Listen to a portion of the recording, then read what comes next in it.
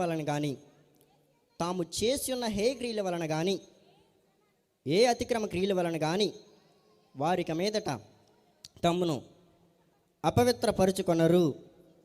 తాము నివసించిన చోట్లన్నింటిలో వారు మానక పాపం లేక చేయకుండా వారిని రక్షించి వారిని పవిత్రపరిచెదను.